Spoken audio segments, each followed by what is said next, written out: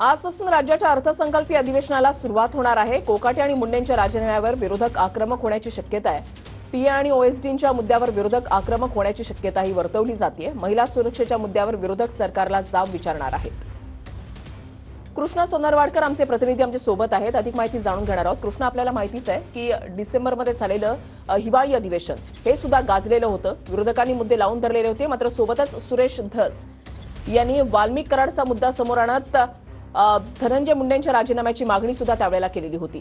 हे सुद्धा अधिवेशन जे आहे ते गाजण्याची शक्यता आहे। महिला सुरक्षेचा विषय असो किंवा मुंडे कोकाटेंचा विषय असो।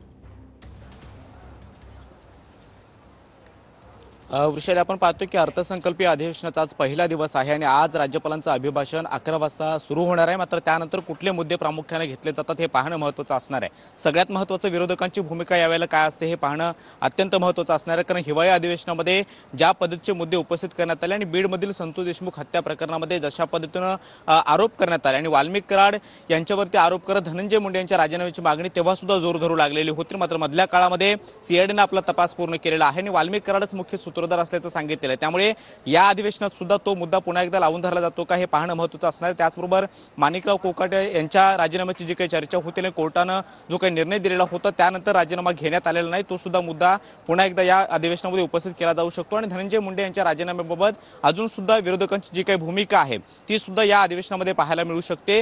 पुण्यातल्या स्वारगेटमध्ये जे काही युवतीवरती झालेलं बलात्कार प्रकरण असेल किंवा महिला अत्याचारासंदर्भातले अनेक जे प्रश्न आहेत ते सुद्धा विरोधकांच्या माध्यमातून लावून धरले जाऊ शकतात आणि आज पहिल्याच दिवशी विरोधकांचं पायऱ्यांवरती आंदोलन जे आहे ते सुद्धा पाहायला मिळू शकतं। दुसरं एक महत्त्वाचं, आज जे काही महत्त्वाच्या बाबी कामकाजाच्या आहेत त्यामध्ये जर पाहिलं तर राज्यपालांच्या अभिभाषणानंतर या सगळ्या प्रक्रियेला अधिवेशनाची सुरुवात होईल। काही महत्त्वाचे दिवंगत नेत्यांचे शोकप्रस्ताव सुद्धा आज ठेवण्यात येणार आहेत।